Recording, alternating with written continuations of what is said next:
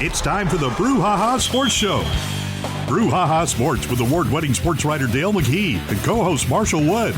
Talking sports with the legends of the game and famous sports personalities. Brouhaha. Now to Marshall and Dale with tonight's guest. Good evening, everyone, and welcome to tonight's Brouhaha. Marshall Wood and Dale McKee here, ready to break it all down. How's my buddy doing, Dale? Hey, I'm doing great. How you doing? Man, you having fun with this football season yet? Well, I'm enjoying it so far, you know. I really have. I've been watching games from all over close and far. Close and far. I got a question for you. Sure. How about them Buffalo? Man, I'm all in. I love winners, don't you? I love a winner, man. I love a winner. I'm going to tell you something now. I have said this a couple of times. I believe that Lane Kiffin and Deion Sanders are the most culturally relevant football coaches in the United States of America. I believe that. And Deion Sanders is probably the number one guy. And I'm telling you, if he keeps this up, these recruits are going to be lining up to get in there. You hear me? Oh, I think they already are. But the thing about it is, think about Deion. He's always been successful. Has he ever failed at anything? That's what he says in his interviews. This ain't no shot. Really, Super Bowl, World Series, college player, all pro. I mean, what else? I mean, the guy is a winner. Yeah. And you know, it's like I told you last week. The guy at Nebraska, he's in a rebuilding program. He said, give me 4 or 5 years, I'll get it back on the track. Why can't you do it right now like Deion? Yeah, run everybody off, start over. Yeah. It ain't hard here. Watch Deion. Do what Deion's doing. I'm going to tell you, and I saw him play the week before that. The offense was outstanding, as you know, and then this against the other, this weekend, the defense showed up. They got an offense and a defense. Well, they even struggled a little bit in the first half there, getting the offense going. But now they came out and they really they got after it. But the thing, Kiffin drives me crazy. Yeah. I mean, he goes. I didn't understand his play in the fourth quarter. It was like fourth and maybe less than a yard, and they run up to the line with like 5 seconds to go, and then they get a delay of game, and I'm thinking, why? And then the kicker has to kick like a 56-yard field goal, And he did. And but I'm scratching my head. And then he goes down there like on a fourth down play. He kicks a field goal. He goes up by 6 late in the game, and he said, "No, we're gonna roll and go for it." And so he throws a pass, which is not really what he does. I watched him all last year. When he gets inside the 5 or 6 yard line, he likes to run the ball. Yeah. That's the first time I've seen him pass. So, maybe he's mixing it up, but I'm not saying he's predictable. But Deion right now, of course, now people are going to figure it out. But, I said they're going to figure it out. Is Deion ever going to go undefeated? No, I don't think so, because I think Oregon's good. I think Southern Cal. Southern Cal. He's fixing to get into it. Yeah. I mean, he is. But listen, I'm gonna keep dancing with him until it slows down a little bit. He wins 6 or 7. He gets bowl eligible. I expect it. Hey, man, the Rose Bowl won him with 6 wins. Come on, Deion. Sell it out. It's all about the Benjamins, baby. Yeah, I think it's great for college football. I do too. I do too. And I don't know. I thought Texas. The other feature game of the week was Texas going into Tuscaloosa and winning, and really it came down to I thought Texas had better play at quarterback. Last night than Alabama did or Saturday night. I just thought they had better play. Yeah. So, but I'm going to say this about Alabama. I like Alabama. Sure. I've always liked Alabama, and I pull for Alabama because they're from the South. They're neighbors, when they're not playing our guys. Alabama in the Saban era is uncharted water. Is in uncharted water. If he doesn't win a national championship this year, that's going to be the first time that since he's been in Alabama that he hadn't won one in this period of time. So I'm thinking, and I hate to say this, I've got some listeners out there probably going to be mad, but I tell you what, if they don't turn that thing around quick, Alabama, the tide's going out. Well, yeah, but I look at someone like Clemson, and I got a lot of respect for Dabo Swinney, but Dabo's not into this NIL or getting transfers and all this. Well, you better. You better. The game has changed. Mm-hmm. And if you can't change with it, it's just like a third-generation business sometimes. They go kaput because they don't change with the times, Yeah, you got to change.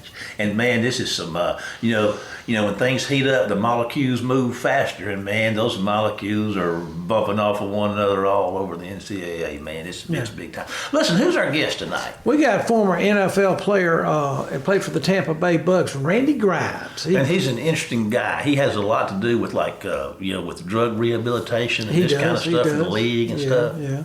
Great player. But, he's going to talk to us about the NFL, the Saints.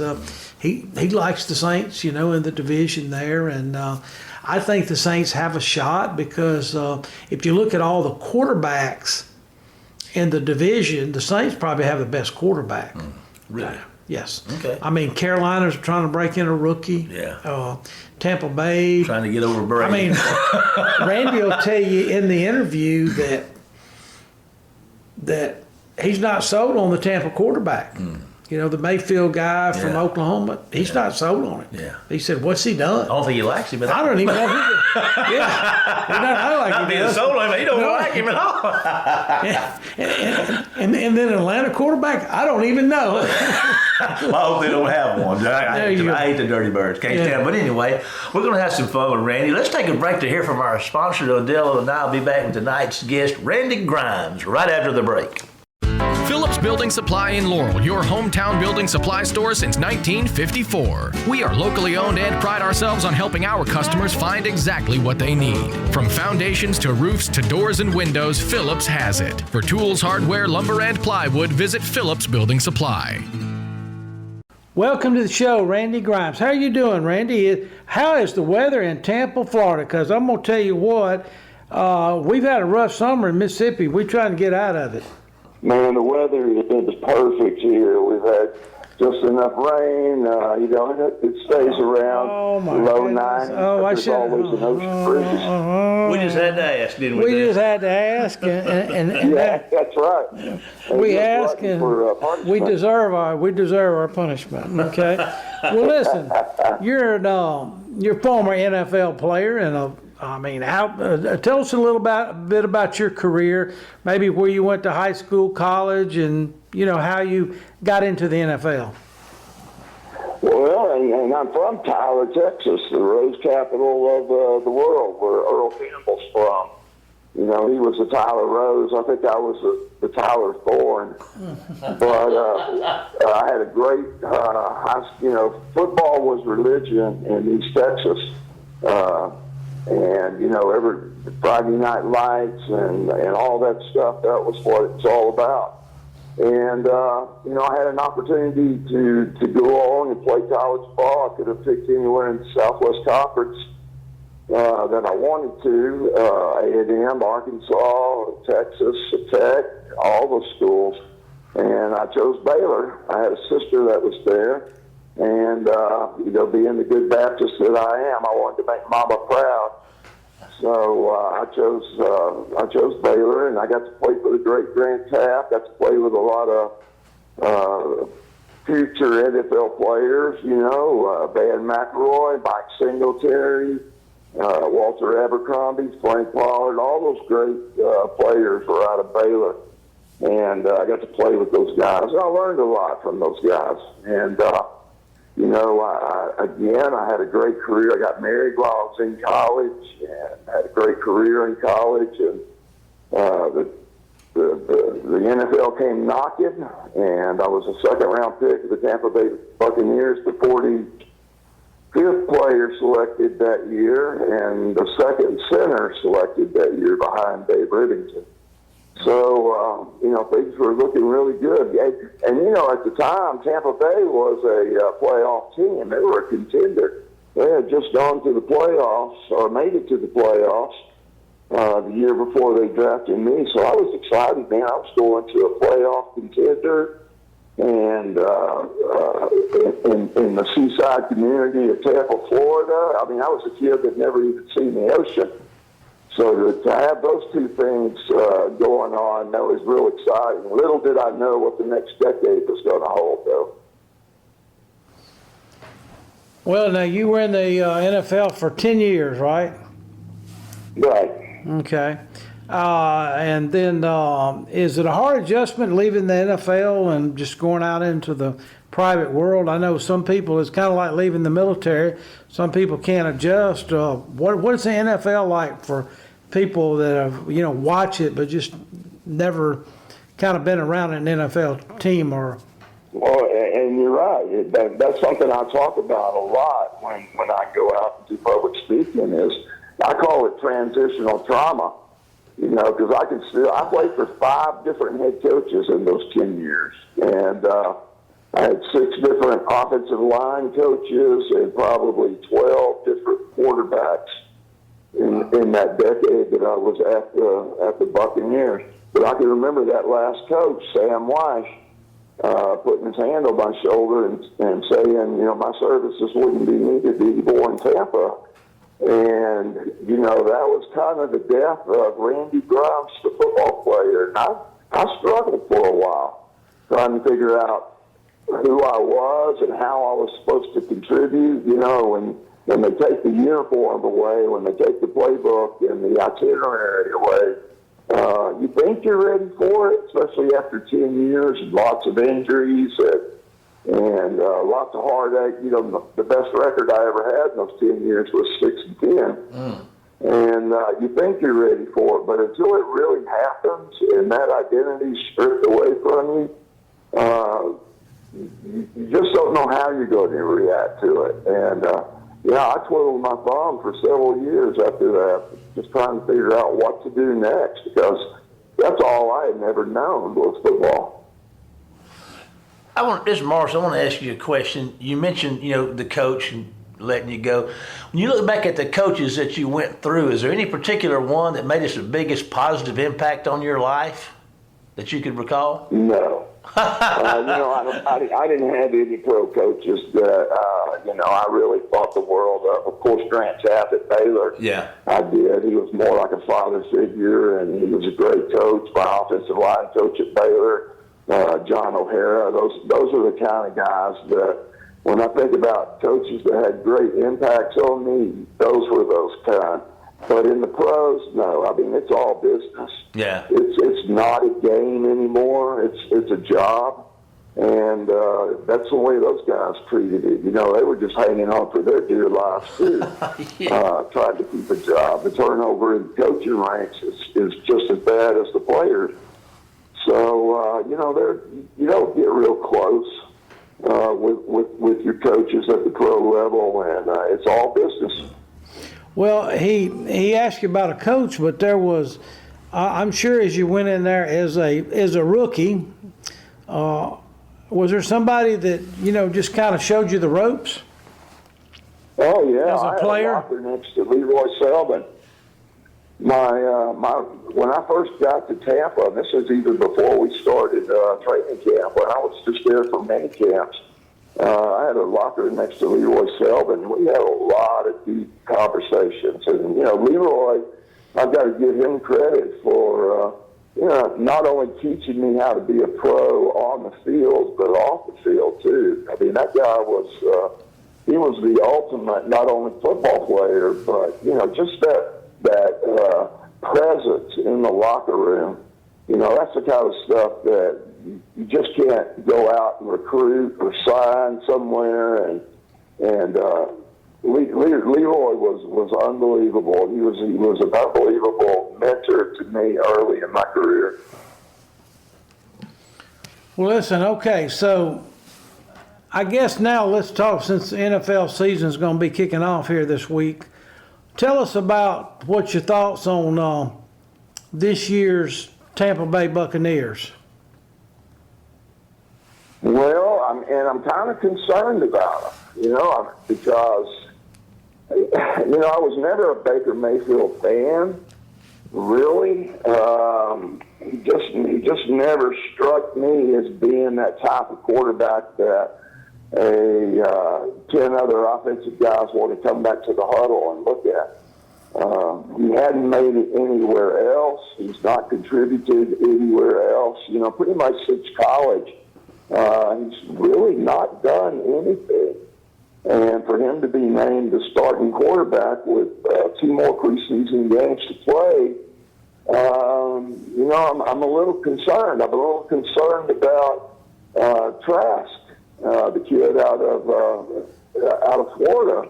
Why after 3 years now and 3 good years of watching Tom Brady, why is he not ready to take the reins? And what are we going to do with it now that he has not earned that position? You know, do we trade him? Do we go looking for another backup quarterback? Because obviously something's wrong there. And that was either obviously a poor pick. And, you know, I can remember back when I played, I can remember looking around the field, and there was not a single first-round pick that was on the starting lineup. You know, so poor drafting can hurt a team more than anything, more than injuries, anything else. And, you know, that was apparently not a very good pick. And so that's such a key position that I'm worried about the Bucs. You know, I'm thinking if we go 500, we're going to that's going to be a good year for us. And you know, the head coach, Coach Bowles, I'm not real sold on him either. I don't know that the players have bought into him like they did Coach Egg. And we'll just have to see. I hope I'm wrong. I hope he proves me wrong. But, you know, he hasn't at any other team. Well, if I'm not mistaken, didn't Tampa go like 8-9 and make the playoffs last year? Is the division champ? Yeah, but that was with Brady. Yeah. So right now in that division, how do you look at that division? When you're looking at a team, you know, a lot of times when people ask me about picking teams, especially around the Southeastern Conferences, we have 2 teams from Mississippi in that conference. You know, I look at quarterbacks returning, you know, experienced quarterbacks has had some success. What do you look for, like from a Carolina or Atlanta or a New Orleans? Well, I look at offensive lines. You know, what's the continuity of the offensive lines? Have they played together for several years? Have they been injury-free? Because, you know, you get a position hurt on the offensive line, you start shuffling guys around, and you got some real problems there. You know, obviously I look at strengths of defenses and have those guys play together. And it's not who has the biggest stars over there. It's who's played together the most. You know, who knows each other and what kind of continuity do they have. And obviously, you're right. You know, quarterback. That's the most important position out on the field. That conference is it's a good conference. I wouldn't say it's the strongest conference out there, but it's not the weakest one either. Too bad they don't have that old black and blue division that we used to play in with Chicago and Detroit and Minnesota. I mean, those were some tough games. But that will be the only thing that saves them is the fact that they're in a mediocre conference. You sat there as a fan and watched Tom Brady for 3 years in Tampa, 3 or 4 years in Tampa. Right. Did he really did he change the culture, or was he just the missing link on that Super Bowl championship team in this playoff run they've had? I think it was both. I mean, he's the kind of guy that instills confidence in you. You know, when you're an offensive lineman or anybody else on offense, and you come back to that huddle, you want to see somebody that's in charge. You want to see somebody that's confident that he can take you down the field. You want to see somebody that's, you know, jumping on some people for stupid penalties or missed routes or missed blocks, you know. You want to see somebody out there that's a real general, you know, that's taking charge and in command. And That's what Tom Brady brought to the huddle, and that's the most important part of the whole thing. I mean, yeah, he had great talent. He was super intelligent about football, but in that huddle, man, you want the presence of somebody who's sharp and in command and full of confidence, and that's what he brought. He brought a winning attitude to Tampa, and that's something that they hadn't had in a while. And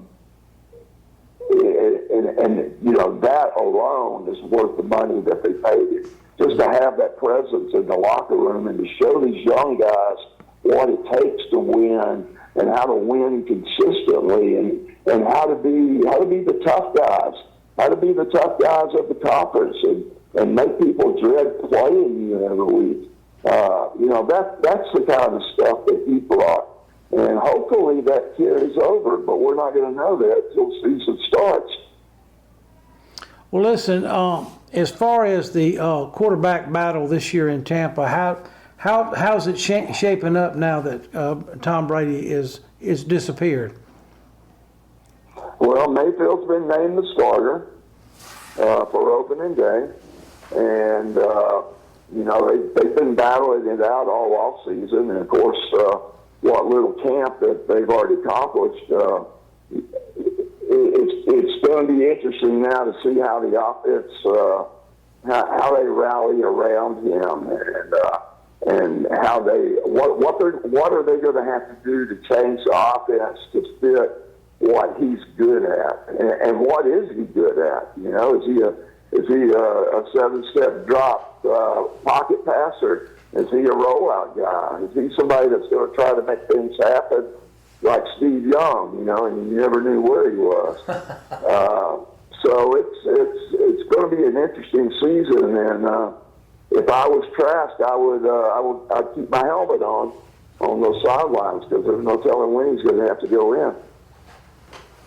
Well, who do you think right now is the strongest team in that NFC South?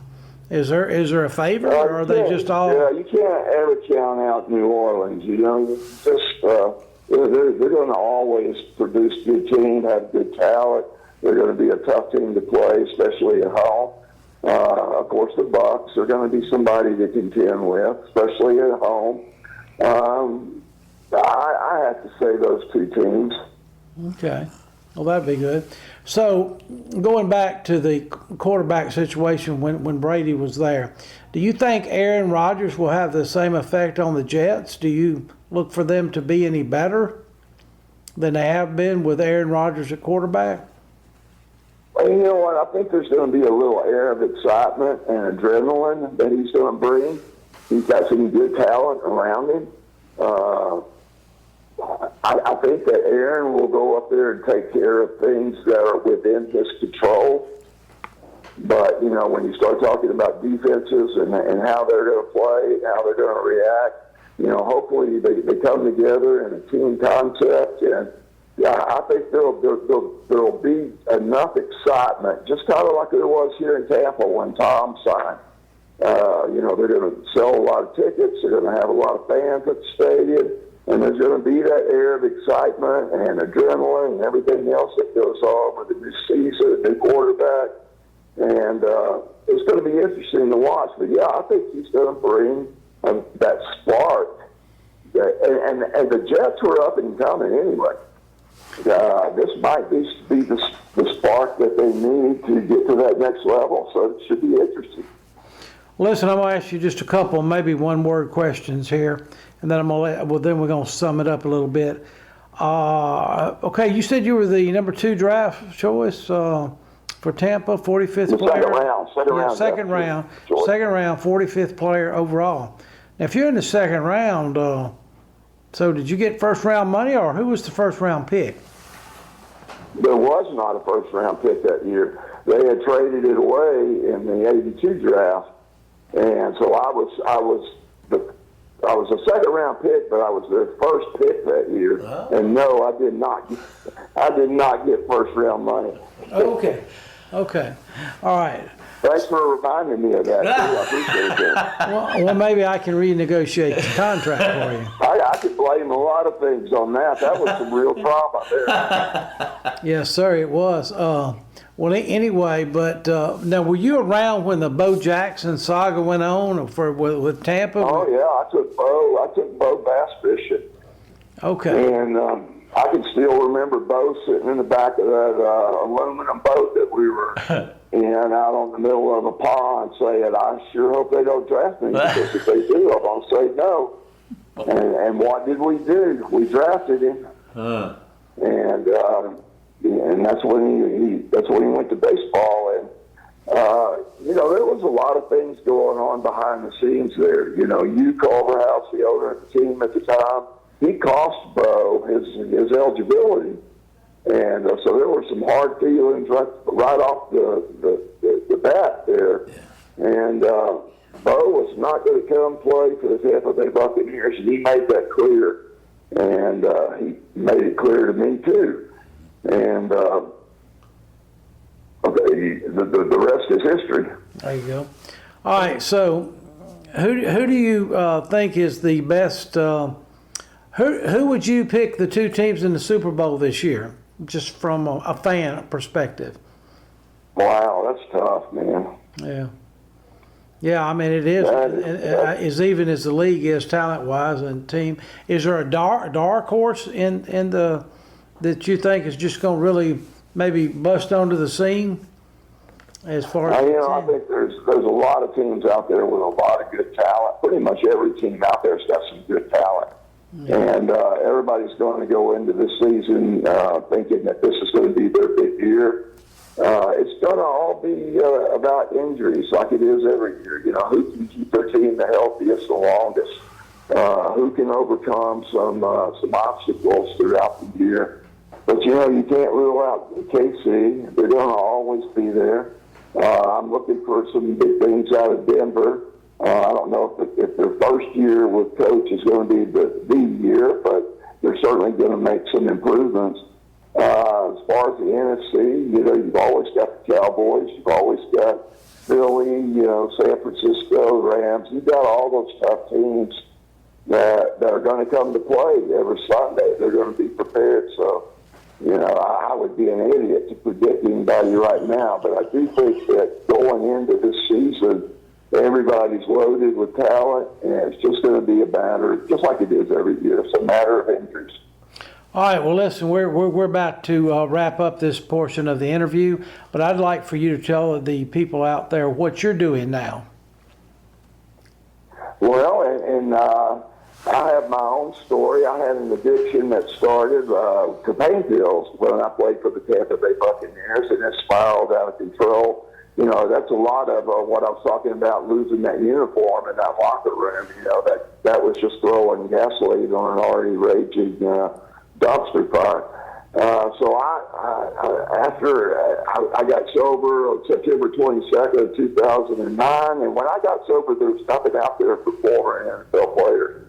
So I got together with the NFL, and we formed a division at the league office called the Player Care Foundation. We started going, because I knew there was a lot of guys out there just like me who were struggling in silence, who were self-medicating the injuries they got while they played in the league. And pride, ego, guilt, shame, all that stuff was keeping them from raising their hand because they didn't think anybody else was out there struggling like they were.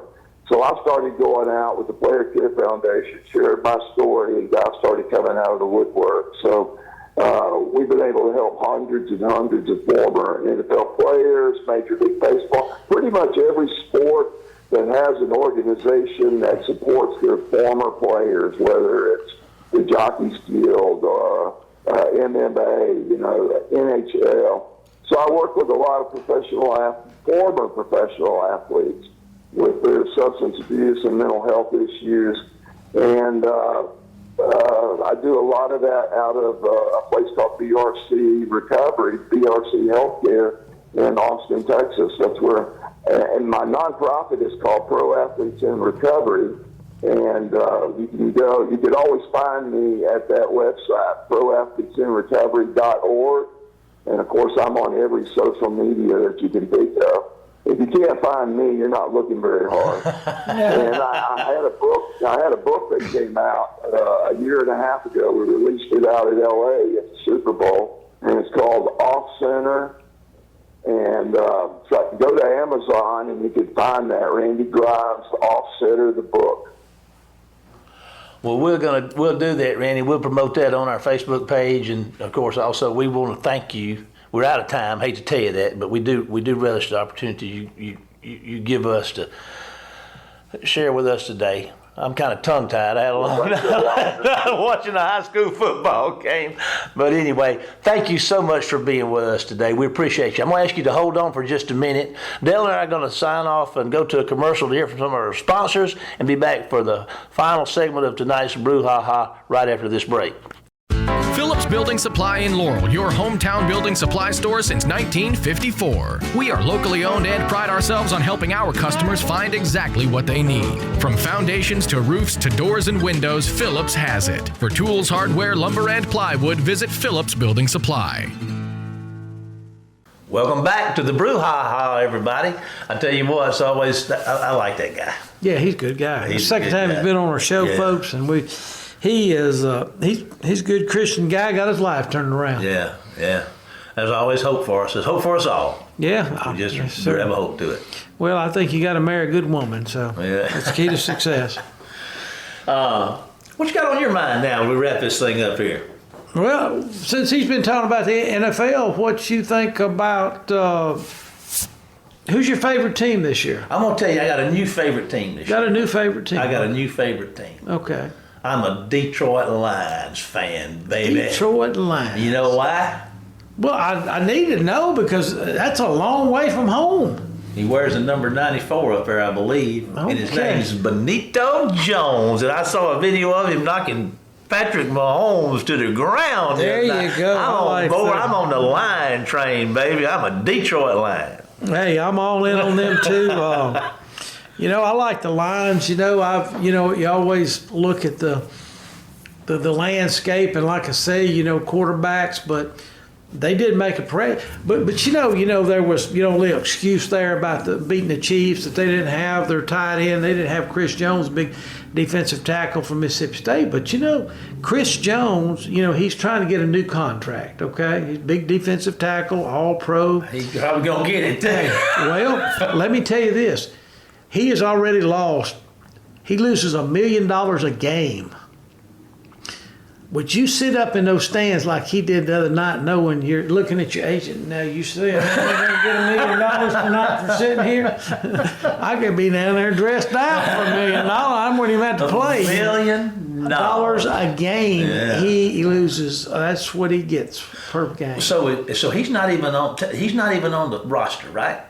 I guess he's on. I don't know what he's on, but right now he's a holdout. But he is being fined every day he wasn't at camp. Yeah. He was fined for every preseason game he missed and every one of the regular season games. It's $1 million fine. So I don't know how much he's trying to get extra. Better be enough to cover that. Yeah. I bet it is. So anyway, but I tell you, I love the Lions, and I watched them last year too. Watched the Miami Dolphins a couple of years ago for the same reason you are. Yeah. But somebody, of course, I like the Saints. Always liked the Saints. But another team that I follow is the Cowboys. Okay, Boo, I know, but hate the Cowboys. Can't stand them. Hate their guts and livers. I follow them because of Dak, and they're always saying, well, they can't win with Dak and this and that. Okay, now let's face the fact. Dak's a former Mississippi State guy, and I know that. A lot of folks don't like Mississippi State, but I like all the teams. But anyway, he is a consistent quarterback. He is not a Patrick Mahomes. He is not a Lamar Jackson. He's not going to be on the video highlights, But if you really look at him, he's got one of the highest. He had a higher quarterback rating percentage-wise than Josh Allen at Buffalo last year. And Josh Allen did a really good job. Yeah. They come within a hair, the Super Bowl there.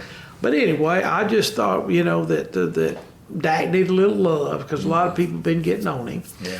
And I'm also going to watch the Colts a little bit this year because of Gardner Minshew. Yeah. I'll be in there on him. Yeah, on Mississippi. I'll keep up with him a little bit. And the heck with the rest of them. That's right. That's right. Well, listen, we got that wrapped up. Let's go from the pros. Let's come back to the high school for a minute. Give a shout out to the Wayne Academy Jaguars, 3-1, 2-0 in their district, and holler out to the Wayne County High School War Eagles. Got on a win this past Friday. Got a big one coming up this week against the Mustangs of West Jones, to quote Richard Freeman from the days past. But we got to go, Dale. You got anything you want to say other than goodbye, Dale? Just goodbye, Dale. And we'll see you next week for more of the Brouhaha. Get us out of here, Jamie. You've been listening to the Brouhaha with Dale McKee and Marshall Wood. Heard Tuesday evening, 6 p.m. on WABO. For more of the Brouhaha, follow us during the week on Facebook and WABO.